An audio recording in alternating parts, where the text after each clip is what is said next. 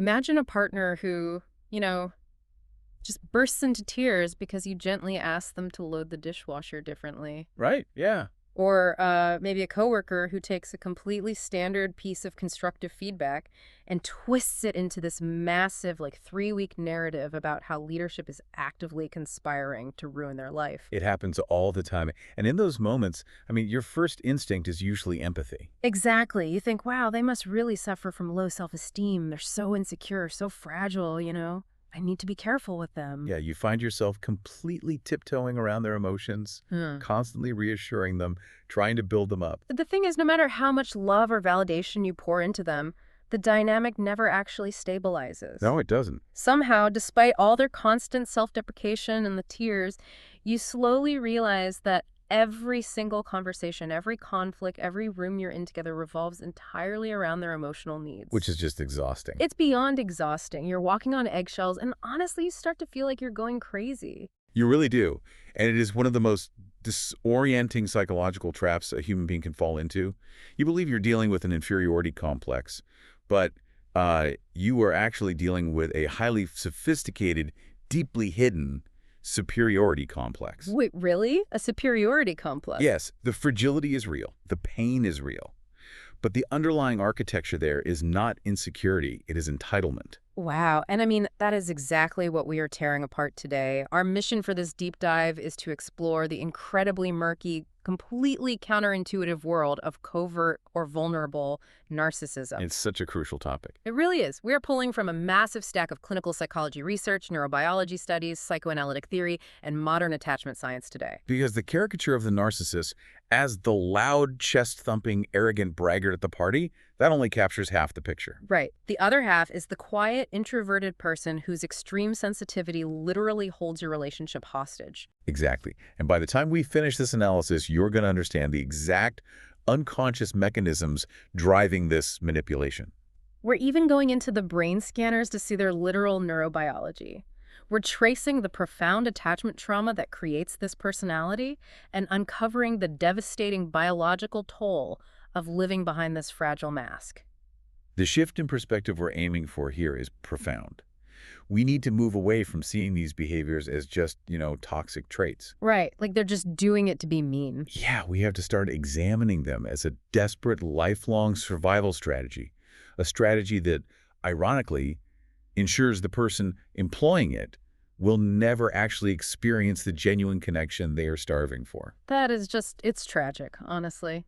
Well, let's start with the diagnostic landscape because I think the terminology itself kind of trips people up. Oh, absolutely. When most people hear the word narcissism, they immediately picture the grandiose type, the extroverted, dominant, boastful person. The CEO who demands everyone worship him. Yeah. Exactly. But our clinical sources detail a spectrum of narcissistic personality disorder, or NPD. On one side, you have that grandiose type, but on the other, you have the vulnerable narcissist. Right. Introverted, highly neurotic, defensive, and hypersensitive to criticism. And my immediate reaction to reading this was just, wait a second. If someone is shy and they hate attention and they constantly talk about how terrible they are, how on earth is that categorized as narcissism? It's a completely fair question. Yeah. And the confusion stems from looking only at the surface behavior, what clinicians call the phenotypic manifestation. It's behavioral packaging, basically. Yes. If you only look at how they act at a dinner party, grandiose and vulnerable narcissists look like polar opposites. Night and day. Right. But if you strip away that packaging and look at the core psychological architecture, they are identical. Both types share a clinical core defined by severe self-absorption, a profound lack of emotional empathy, a staggering sense of entitlement, and this underlying fantasy of superiority. So the core is exactly the same, but the strategy to protect that core is completely different. Exactly. It's like the grandiose narcissist demands that you worship them, while the vulnerable narcissist demands that you pity them. But either way, they both demand that the entire universe revolves around their internal experience. That analogy captures the functional reality perfectly. Yeah. Both phenotypes are utterly absorbed in their own internal world, completely to the exclusion of anyone else's reality. So it's still all about them. Always. The fundamental difference, the why, behind their divergent behavior comes down to how their unconscious mechanisms process negative information or ego threats. Okay, break that down for us. Think about how a grandiose narcissist handles criticism. They possess a robust, almost aggressive defensive shield. They actively repress, deny, or distort negative feedback to maintain their inflated self-image. They just brush it off, right? Well, Like, yeah. if they fail a test, the test is stupid. If Hmm. someone rejects them, that person is an idiot. The negative information literally just bounces off their psychological armor. Exactly. Yeah. But the exact opposite is true for the vulnerable narcissist. Their defensive shield is highly porous. They cannot successfully repress or deny negative feedback. Oh, so it all gets through. It all gets through. So when they face the inevitable friction of life, they acutely experience this massive gap between their grandiose, entitled expectations and the mundane reality of their actual lives. Which has to be incredibly painful. It is. They feel this gap consciously as deep shame, depression, and a slow-doing resentful anger. Wow. Because they can't block the criticism, their primary defense mechanism becomes withdrawal. They shy away from attention because attention brings evaluation. And evaluation brings the terrifying risk of their fragile ego being shattered entirely. Exactly. Here's the trap for anyone listening who might be in a relationship with someone like this. When you see someone who is withdrawn, anxious, and self-deprecating, your natural human instinct, especially if you're an empathetic person, is to rush in and help. Oh, completely. You want to save them. Yeah, you think, if I just love them enough, if I just remind them how smart and capable they are, they'll build healthy self-esteem and we can have an equal partnership. But the literature indicates that is a mathematical impossibility. Right. Because you aren't filling a bucket of healthy self-esteem, you are pouring endless validation into a bottomless pit of narcissistic entitlement. We really have to examine the unconscious belief system operating beneath the surface here. The vulnerable narcissist's core belief is not, I am worthless and I need you to help me see my value. That's not. No. Their core unconscious belief is, I am inherently special, I am superior, and it is a cosmic tragedy that the world fails to recognize and accommodate my unique brilliance. Oh my gosh. So when you attempt to build them up, they do not register it as a generous act of love at all. Not even a little bit. They absorb your validation as the bare minimum baseline treatment they are inherently owed. Because they think they're a god, basically. Essentially, yes. And because they believe they are owed this constant perfect attunement, your inevitable failure to provide it, because, you are a human being with your own needs, is treated as a crime. Right, like when you are tired after work or when you set a basic boundary, they don't just feel sad, they feel deeply wronged. Yes, they feel victimized by your failure to mirror their hidden grandiosity. And that perceived victimization is the engine of the conflict. I mean, it explains the relational whiplash victim's experience where your attempt to help is suddenly turned around and you are cast in the role of the abuser. It is completely crazy-making for the victim. And to understand why this emotional volatility is so extreme, we need to dive into the social personality studies on self-esteem. Let's do it. There has been a prevailing framework in psychology for decades called the mask model of narcissism. This model always fascinated me. It's the classic psychodynamic idea that overt grandiosity is just a compensatory reaction, like a literal mask, covering up deep-seated feelings of inadequacy and fragility. But our sources completely blew this open by looking at the difference between explicit and implicit self-esteem. Yes, that distinction is everything. Let's break those down so you guys listening understand how researchers actually measure the ego. Explicit self-esteem is the conscious, rational self-evaluation, right? It's what you say when a researcher hands you a survey and asks, on a scale of 1 to 10, how much do you like yourself? Exactly. It is your deliberate, reflective self-view. But humans are notoriously unreliable narrators of their own internal state, especially when defense mechanisms are involved. We lie to ourselves. We do, constantly. That is why researchers also measure implicit self-esteem. This is the automatic, non-conscious, deeply felt sense of self-worth. It bypasses conscious control entirely. But how do you even measure something a person isn't consciously aware of? Like, how is that possible in a lab? Usually through tools like the implicit association test or the IAT, it measures reaction times. We look at how quickly and automatically a participant's brain associates positive or negative words with themselves. Also, it's about speed. Yes. If your brain rapidly pairs the concept of self with words like valuable or good, you have high implicit self-esteem.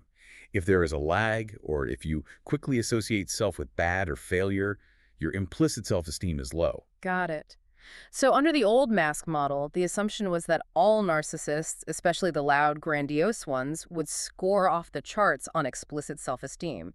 But the IAT would reveal rock-bottom implicit self-esteem. Right, the assumption was that the arrogance was just a cover for the hidden shame. That makes so much intuitive sense. It does. However, massive recent meta-analyses, synthesizing thousands of data points across multiple studies, have completely dismantled this as a universal rule. This is where it gets so interesting. The data shows that grandiose narcissists generally only report inflated self-views explicitly if their implicit self-esteem is also moderately high.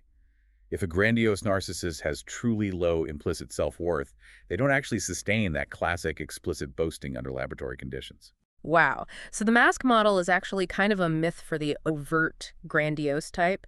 They actually do think they are amazing through and through on both levels. For the most part, yes. But the findings for the vulnerable narcissist are what really shifted my perspective.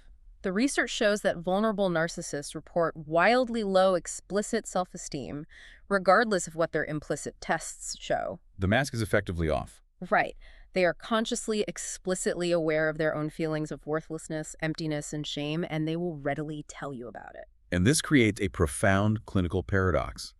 If a patient sits in front of a therapist and says, I hate myself, I feel empty, I am a failure, the therapist's instinct is to diagnose depression or anxiety. Which totally misses the mark. Completely. The narcissistic pathology is completely hidden behind the presentation of low self-worth. To solve this paradox, the literature points us toward the contingent self-esteem hypothesis, which currently holds the strongest empirical support for explaining vulnerable narcissism. Let's really unpack the concept of contingent, because it completely reframes the problem. It changes everything. The issue isn't whether their self-esteem meter is sitting at a high or low baseline. The issue is that their self-worth isn't intrinsic at all. It is entirely contingent on external validation, specifically in what the literature calls agentic domains. Yes, agentic domains, which means they require validation about their status, their perfection, their intelligence, and their specialness. The contrast here is crucial for understanding healthy behavior versus this pathology. A psychologically healthy person possesses intrinsic self-worth. Right. They might fail a project at work or face a romantic rejection, and while they will feel genuine sadness or disappointment, their foundational sense of being a flawed but inherently worthy human being remains intact. Because their self-esteem is internally generated. Exactly. The vulnerable narcissist fails to generate intrinsic self-worth. Their ego is fundamentally outsourced to the environment. Think of it like a day trader obsessively watching a highly volatile stock ticker. The healthy person has a diversified portfolio. A bad day in the market hurts, but they aren't ruined. That's a great way to put it. But the vulnerable narcissist has invested every ounce of their psychological survival into one single stock external validation, so they have to be hyper-vigilant. They are constantly scanning the room, they are analyzing text message response times, obsessing over facial expressions, searching for any sign that the market is turning against them. And the inevitable result of outsourcing your ego like that is absolute dependency and terror. Because what happens when they scan the environment and fail to secure that validation? Or worse, what happens when they perceive a slight? Because their self-esteem is entirely contingent, it doesn't just experience a minor dip. It violently collapses. The entire architecture of their ego fragments. Their emotional thermostat is just fundamentally broken. If a friend cancels lunch plans, a person with an internal thermostat might feel a quick sting of annoyance, but the thermostat kicks in, regulates the emotional temperature, and they move on. Exactly. But when a vulnerable narcissist's friend cancels lunch, their internal temperature plunges to absolute zero. They don't experience it as a scheduling conflict, do they? No, they experience it as an annihilation of their worth. And because they feel annihilated, they react as if they are literally fighting for their survival. The subjective experience of that annihilation is excruciating. It feels like psychological death to them, which forces us to ask the foundational question: where does this absolute void come from? Why is there no internal thermostat at all? Right. Why did this person fail to develop the intrinsic self-worth that most of us just take for granted? To answer that, our sources take us deep into psychoanalytic trauma theory, focusing on the pioneering work of Otto Kernberg and Heinz Kohut. Wading into psychoanalytic theory can get dense, but this is crucial for understanding the why behind the behavior. Both Kernberg and Kohut agree that the root cause of this void is early, profound interpersonal failure by the primary caregivers. But they map the destruction differently. Let's start with Otto Kernberg and his object relations theory.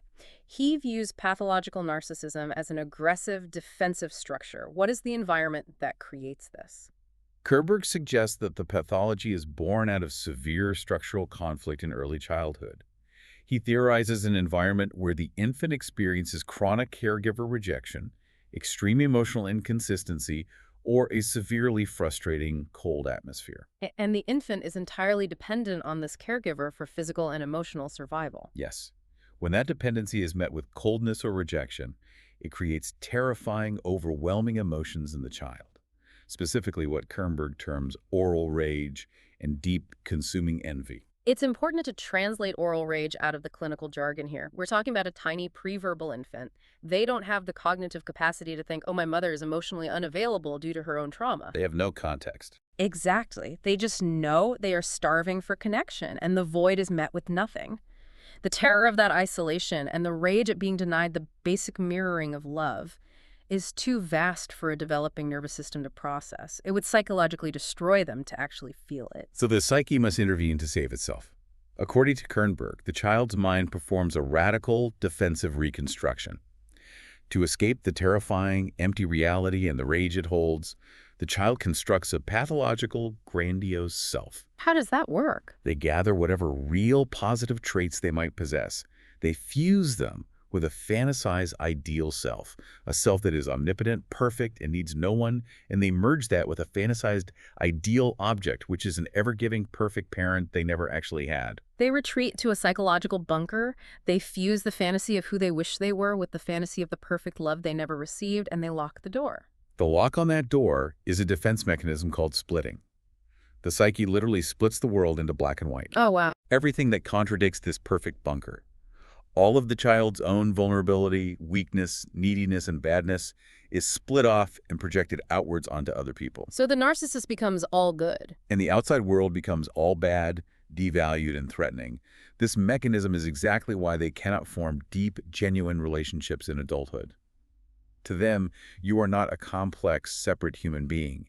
You are merely a two-dimensional screen onto which they project their own intolerable, split-off flaws. That paints an incredibly bleak picture. It frames the narcissist as someone operating a hostile fortress to hide an ocean of rage.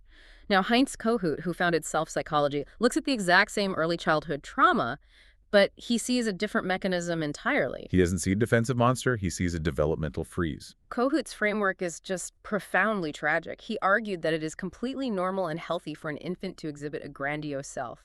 An infant needs to feel like they are the center of the universe. It is a necessary stage of development. But for that infantile narcissism to mature into realistic, healthy self-esteem, the caregivers must provide something called mirroring.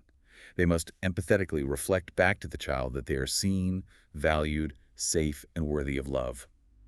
The Parents Act is what Kohut called self-objects. So the parent's stable ego essentially acts as a prosthetic for the child's unformed ego. The parent regulates the child until the child learns to regulate themselves. Precisely. But in the genesis of the narcissist, there are chronic, devastating empathetic failures.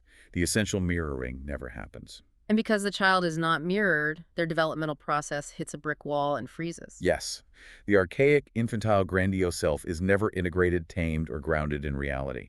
The adult narcissist is literally navigating the complexities of adult life with the uncohesive, fragmentation-prone psychological structure of a toddler. That makes so much sense. They are desperately seeking new self-objects, romantic partners, friends, children, to perform the mirroring functions their parents failed to provide, just to prevent their fragmented self from dissolving completely. If we synthesize this for someone who is trying to understand their partner's behavior, Kernberg says they build a toxic fortress to hide their rage, and Kohut says they're a toddler trapped in an adult's body, begging the world to hold them together. It's a devastating combination. Our clinical sources suggest that modern psychology actually draws on both theories. But how does this translate into the daily reality of a romantic relationship? Because knowing about their childhood trauma doesn't make the Tuesday night arguments any less destructive. No, it doesn't. The literature connects the psychoanalytic trauma directly to adult attachment theory. Attachment theory is the critical bridge between their early trauma and their adult behavior. When researchers mapped narcissistic traits onto attachment styles, a stark dichotomy emerges. Let's look at the grandiose ones first. Grandiose narcissists overwhelmingly map onto a dismissive avoidant attachment style. They maintain a positive view of themselves and a deeply negative view of others. They aggressively deny any need for connection, explicitly claiming they don't need anyone, and they use extreme emotional distance to protect their fortress of superiority. The classic, I'm amazing, everyone else is incompetent, I don't need you posture. But the vulnerable narcissist, they don't act like they don't need you. They act like they will die without you. Exactly. Vulnerable narcissists primarily display anxious, preoccupied, or fearful avoidant attachment styles. A fearful avoidant individual is living in a state of constant internal paradox. How so? They hold deeply negative views of both themselves and others. They desperately crave intimacy, mirroring, and validation. The co-ed toddler needing a self-object, right? But they are simultaneously paralyzed by the terror of being rejected, engulfed, or abandoned. This is the ultimate push-pull dynamic, the relational whiplash we talked about earlier. Let's trace how this plays out in a typical relationship cycle, because this is where victims feel like they are losing their minds. It starts because the vulnerable narcissist desperately needs their partner for basic emotional regulation. They are drowning in their own insecurity, so they pull the partner in close. They demand constant reassurance, constant texting, constant proof of love. They use the partner to soothe their chronic anxiety. But because of Kernberg's mechanism, because deep down they are terrified of dependency and harbor immense unconscious rage, they simultaneously resent the partner for the very fact that they need them. The dependency itself is experienced as a profound humiliation. It threatens their hidden fantasy of superiority. If I am a god, why do I need this mortal to tell me I am okay? Exactly. So the exact moment the partner gets close, the moment the partner successfully provides the requested validation, the vulnerable narcissist feels engulfed. The intimacy triggers their trauma response. And what happens then? They then push the partner away, often through sudden icy withdrawals, picking manufactured fights, or engaging in cruel devaluations. I need you to survive, but I hate you because I need you. So they pull you in close to regulate their nervous system, and the moment they feel secure, they punish you for making them feel vulnerable. This fearful avoidance cycle repeats endlessly. Come here, go away, love me, you're suffocating me, validate me. Your validation is pathetic and means nothing. It is a psychological meat grinder for the partner who is constantly trying to solve a puzzle that has absolutely no solution. This brings up a critical reframing for anyone listening. When we use the word narcissism in everyday conversation, it's almost always a synonym for vanity. We say, oh, he takes too many gym selfies, he loves himself too much. Right. But when you look at Kernberg, Kohut, and attachment theory, you realize narcissism isn't about loving yourself too much. It is a profound, debilitating trauma response to early interpersonal failure. It is a desperate coping mechanism to survive the psychological agony of having no core self. That is the essential paradigm shift. Narcissism is not an excess of self-love. It is a complete deficiency of self-love, masked by a rigid, demanding false self. It's just so wild to think about it that way. And if we want to truly grasp the sheer magnitude of the psychological agony driving this pathology, we cannot rely on psychoanalytic theory alone. Nor can we rely on their self-reports, which are defensively distorted. To see the raw truth of covert narcissism, we have to look past the mind and look directly into the physical brain. Yes. This was the most staggering revelation in our stack of research. Shifting from psychology to neuroscience provides undeniable biological proof of narcissistic fragility. Let's dive into the Cyberball fMRI experiment. This study completely changed how I view social interactions. Walk us through the methodology here. The Cyberball paradigm is an incredibly elegant experimental tool used by neuroscientists to study the biological reality of social exclusion. Researchers place a participant inside an fMRI scanner, which measures real-time blood flow in the brain, allowing clinicians to map exact areas of neural activation. Okay, so they can see what parts of the brain are lighting up. Exactly. The participant is instructed that they're going to play a simple, virtual ball-tossing game with two other real people connected via computers in another room. They see basic avatars on a screen, and they use a button to pass the ball back and forth. It sounds completely trivial, like an old-school video game of catch. The triviality is intentional. During the first few rounds of the game, the participant is included. The ball is passed to them equally, establishing a neurological baseline. But then, the researchers initiate the experimental condition, acute social rejection. The other shoes drops. Yep. The two other players, which are actually just pre-programmed computer scripts, stop passing the ball to the participant entirely. They only pass it back and forth to each other. Oh, man. The participant is forced to lie completely still in the massive, loud fMRI scanner, watching themselves be systematically excluded from a meaningless virtual game. It's the digital equivalent of being picked last in gym class, or walking up to a circle of colleagues and having them completely ignore you. It is designed to trigger social pain.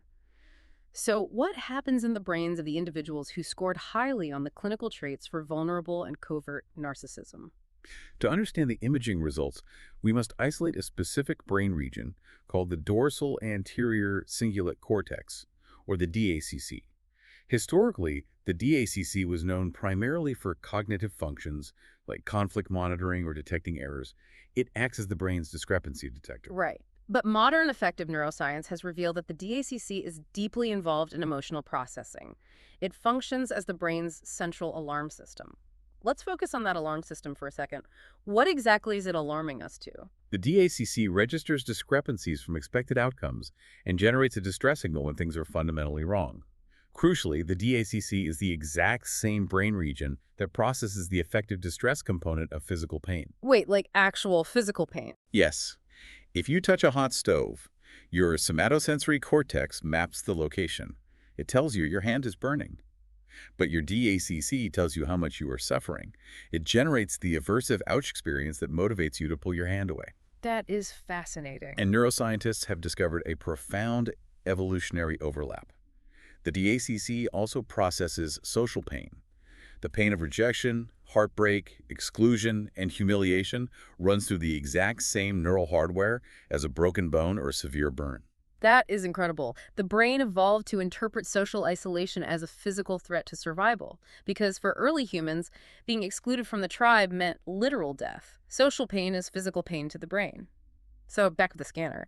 The narcissists are being excluded from this trivial game of cyberball. What does the fMRI show? The findings reveal the absolute core of the vulnerable narcissistic experience. After the experiment concludes, the researchers pull the participants out of the scanner and administer a self-report questionnaire.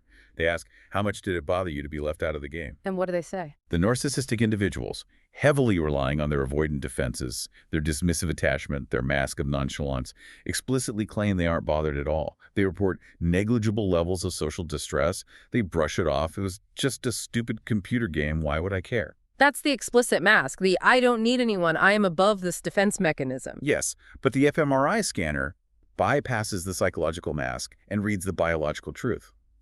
When the researchers analyzed the neuroimaging data during the exact moments of exclusion, the narcissist's DACC is hyperactive. It's lighting up. It is lighting up significantly more intensely than the brains of non-narcissistic participants. Their subjective, conscious report says, I don't care, but their neurobiology is screaming, I am in excruciating, agonizing pain. Their brain is registering a massive trauma. It's like looking at a house with a perfectly calm, serene, polished facade. The paint is perfect, the lawn is manicured, but if you look through the front window, every single fire alarm is blaring at deafening volumes, the sprinkler systems are going off, and the interior is in absolute chaos. That neurological metaphor is highly accurate. The DACC is detecting a catastrophic discrepancy. The narcissist's unconscious entitled expectation is, I am special, I should be the center of this game, everyone should want to pass the ball to me. And when they don't? The reality of the exclusion creates a violent gap between the grandiose expectation and the rejected reality. The DACC sounds the alarm, flooding their nervous system with the agonizing distress of social pain. This neurological reality explains their entire attachment style. Our sources theorize that their fearful avoidant withdrawal, their tendency to ice people out, is actually an unconscious coping mechanism designed to buffer this exact neural response. Without a doubt. If your brain is wired to experience a trivial slight like a delayed text message or being left out of a virtual ball game as a catastrophic, agonizing physical injury, you literally cannot afford to be vulnerable. You'd be in pain all the time. Exactly. You must push people away or preemptively reject them. Because your DACC cannot handle the neurological payload of potential abandonment. The avoidant mask, the coldness, the withdrawal, these are all desperate attempts to muffle the deafening sound of the internal fire alarm. But the tragedy is that the alarm is still ringing. The pain doesn't just evaporate because they put on a mask, it ferments, which leads us to the blast radius. Because that neurological pain doesn't stay neatly contained inside their heads. It bleeds out and decimates their relationships. How do we draw the line from a hyperactive DACC to the retaliatory aggression and toxic behavior that victims experience every day? To connect the neurological pain to real-world aggression, researchers, specifically Chester and DeWall, took the cyberball paradigm one step further. After the participants were rejected in the scanner and their DACC affirmation was recorded, they were given an opportunity to play a secondary game, a competitive reaction time task against one of the people who had just excluded them. So they set up a scenario for direct payback. Exactly. And the winner of each round of this reaction time game got to punish the loser by blasting him with unpleasant, high-volume white noise through a set of headphones. Wow. The participant got to choose both the volume intensity and the duration of the noise blast they inflicted on their rejector. This is a standard, heavily validated laboratory paradigm for measuring aggressive behavior safely.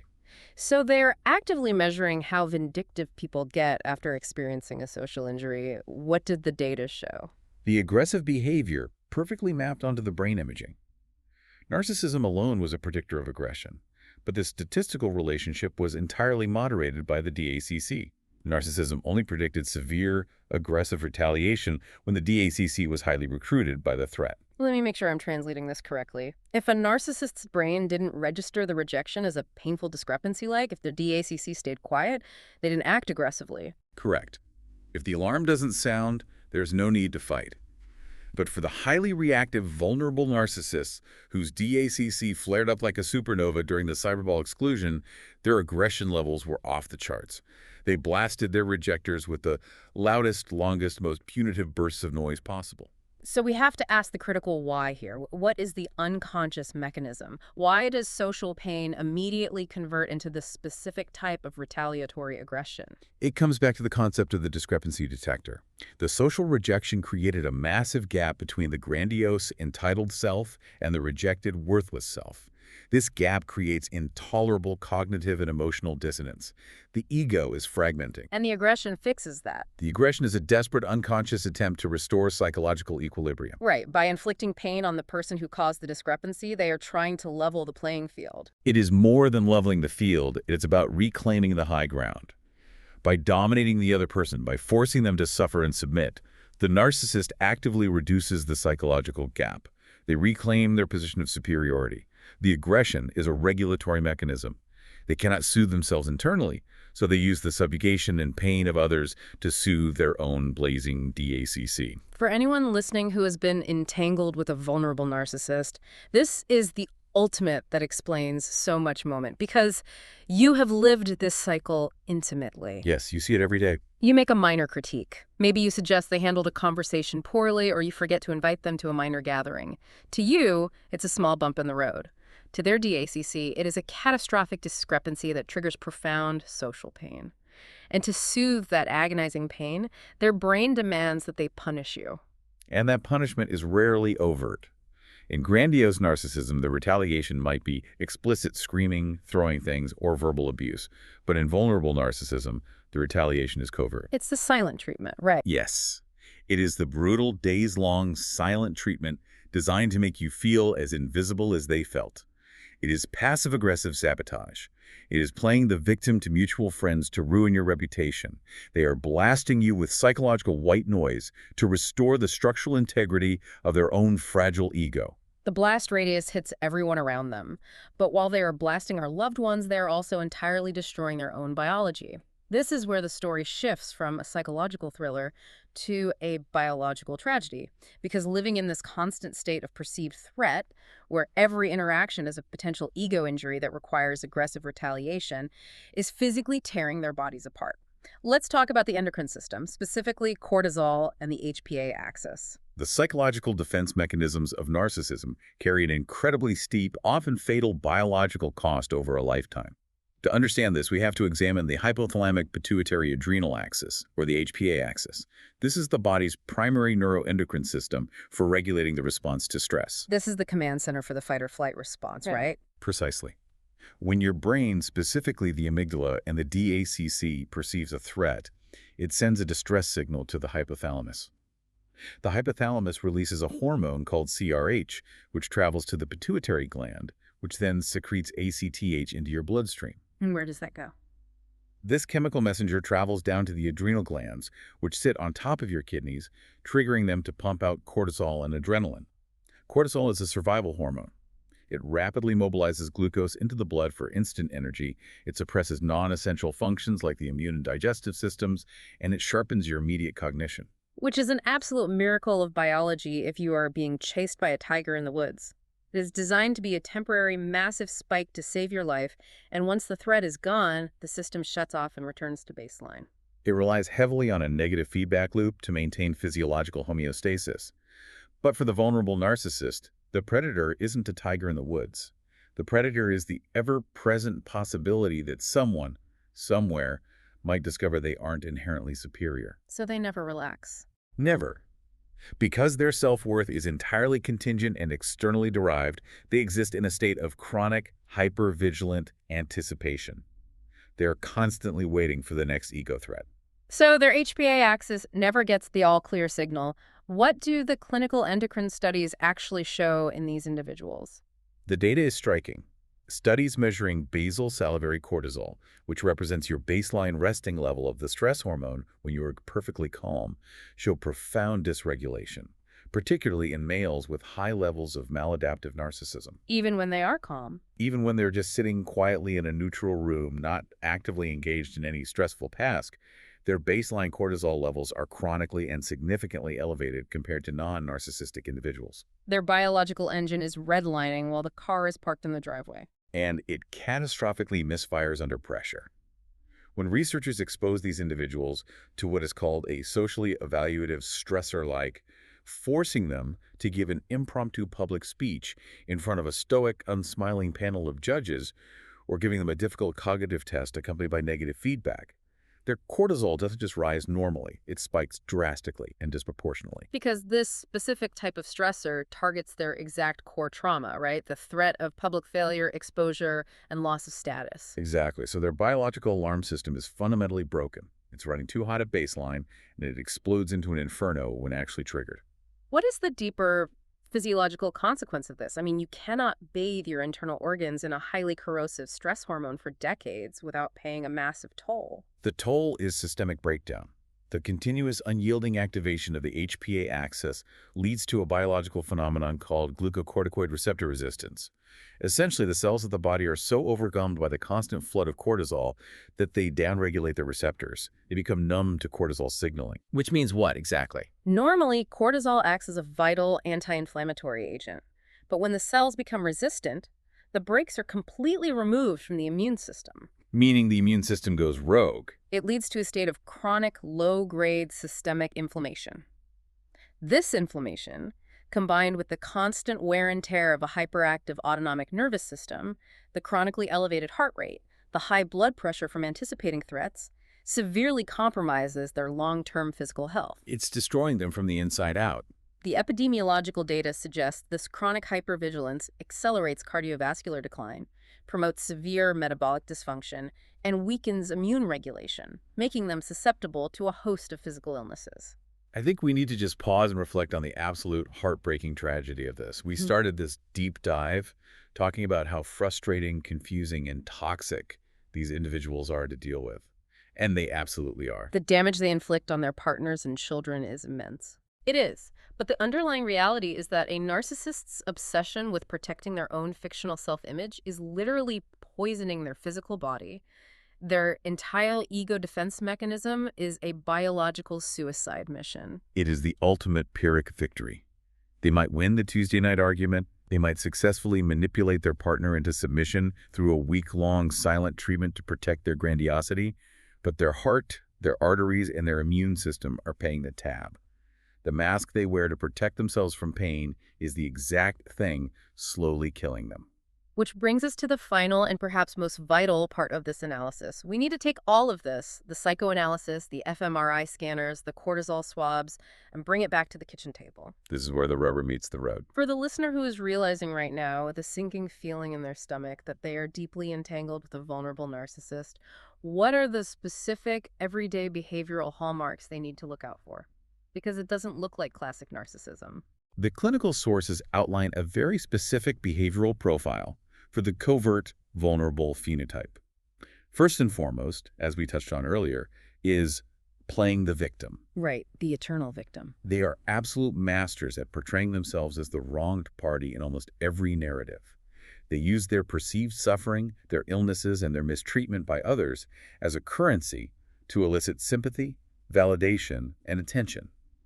This effectively makes their emotional needs the unshakable center of gravity in any relationship. It's the friend who always has a crisis exactly when you need support. If you call them to say you lost your job, they will find a way to pivot the conversation to how stressed they are about their own boss, and suddenly you are comforting them. The victimhood is a magnet that pulls all the oxygen in the room toward them. The second hallmark is extreme emotional volatility. Because they completely lack intrinsic self-worth and rely on the contingent ledger, they live on a relentless, exhausting emotional roller coaster. What does that look like day to day? They experience extreme euphoric highs when they are praised, accommodated, or idealized. But they suffer plummeting, depressive lows the exact moment they face a boundary, a minor critique, or a perceived lack of adequate attention. The people around them quickly learn to constantly monitor their mood, leading to that defining, exhausting feeling of walking on eggshells. And when they do drop into those lows, how do they fight? Because grandiose narcissists will just scream at you or fire you. How does the vulnerable narcissist wage war? They fight through the third hallmark, passive-aggressive behavior. Because they are hypersensitive to criticism and terrified of direct confrontation, which might expose their flaws or trigger an abandonment, they express their immense brewing anger indirectly. It's very subtle. Extremely subtle. This looks like weaponized incompetence, chronically forgetting important dates or agreements, subtle insults disguised as just joking, or the classic brutal silent treatment. They sabotage the relationship from the shadows rather than fighting in the light. It's the partner who accidentally ruins the dinner party you were excited about because they felt ignored during the appetizer course. And the fourth hallmark. Chronic self-pity and self-centered focus. Even when they seem introverted or are politely asking about your day, the conversation will inevitably, gravitationally, pull back to their struggles, their complex emotional landscape, their unique burdens. They possess a stunning, fundamental lack of genuine curiosity about the internal lives of others. You exist only in relation to how you affect them. So if a listener is trapped in this cycle, what does it do to them? What is the psychological toll on the victim? The toll is absolute emotional depletion and the erosion of reality. The partner or family member is drained dry by the constant, unyielding need to provide validation, manage crises, and regulate the narcissist's erratic moods. It's all about keeping the narcissist afloat. The relationship becomes an entirely one-way street. The victim's own needs, boundaries, and subjective reality are eclipsed because there is only enough oxygen in the room for the narcissist's fragility. The victim often becomes isolated, doubting their own sanity, a product of gaslighting, and trapped in the role of a permanent caregiver to an adult who refuses to heal. So what is the way out? If a listener is nodding along to every word of this, what are the clinical coping strategies based on the research? How do you survive this? The psychological literature is highly definitive on this point. The first and most critical step is establishing firm, unyielding boundaries. You must radically, deeply accept that you cannot fix their internal void with your love. You can't love them into health. No, your validation is a band-aid on a hemorrhage. You have to clearly define what behaviors you will and will not accept, and you must enforce consequences when those boundaries are breached. But this is the hardest part, because when you set a boundary, their DACC flares up, they feel annihilated, and they retaliate. So if they give you the silent treatment because you went out with friends instead of staying home to soothe them, your instinct is to chase them and apologize to keep the peace. You must resist that instinct entirely. You state your boundary, you step back, and you allow them to manage their own emotional dysregulation. Secondly, you must practice empathy, but absolutely refuse to enable the victim mentality. You can acknowledge their feelings, saying, "I see that you are very upset right now," without agreeing with their distorted narrative that they're being unjustly persecuted by you. Do not feed the beast of their contingent self-esteem. You stop investing in their volatile stock market. Exactly. And finally, the sources all point to the necessity of professional help. Yes. For the victim, therapy is almost always necessary to unlearn the codependent caretaking habits, to process the emotional abuse, and to rebuild their own shattered reality. For the vulnerable narcissist, profound, long-term clinical interventions such as specialized psychoanalytic or schema therapy is required. They must work through those agonizing early attachment wounds in a safe, strictly bounded therapeutic alliance. They have to slowly learn to build intrinsic, non-contingent self-worth so they no longer have to emotionally exploit others just to survive. Let's step back and look at the massive landscape we've mapped out today. We started by peeling off the behavioral mask of grandiosity to find the shivering, terrified core of vulnerable narcissism. We traced that fragility all the way back to its roots in early attachment trauma and profound empathetic failures, the psychoanalytic ghosts of Otto Kernberg and Heinz Kohut. We literally looked inside their brain. We did, watching the DACC sound deafening alarms of physical agony over minor social slights, and we watched that pain weaponize into retaliatory passive-aggressive violence. And finally, we saw how this relentless, hyper-vigilant defense of a fictional self floods their bodies with cortisol, destroying their physical health and decimating the very people who try to love them.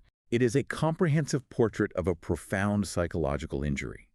It forces us to completely reevaluate our cultural understanding of narcissism. We have to move away from viewing it merely as a label of moral failing or vanity and begin to understand it as a complex, tragic pathology of survival. And that leads to a final provocative thought I want to leave you with. When we started, we talked about how a vulnerable narcissist is like someone who builds a perfectly calm facade while the fire alarms are blaring inside. They built a massive, hostile fortress to protect themselves from the agonizing pain of rejection and abandonment. But here is the haunting reality of that architecture. The vulnerable narcissist is trapped in a neurological and psychological prison of their own making. It's true. The very walls they built to protect themselves from the pain of rejection, the passive aggression, the avoidant withdrawals, the chronic victims, the inability to see others as human, are the exact mechanisms ensuring they can never, ever experience the genuine love, mirroring, and connection they so desperately crave. That's the ultimate tragic irony. It is. So the next time you encounter that exhausting, fragile mask, what happens when you stop seeing them merely as manipulators to be defeated and start seeing them as survivors of a brutal internal war that they are destined to lose?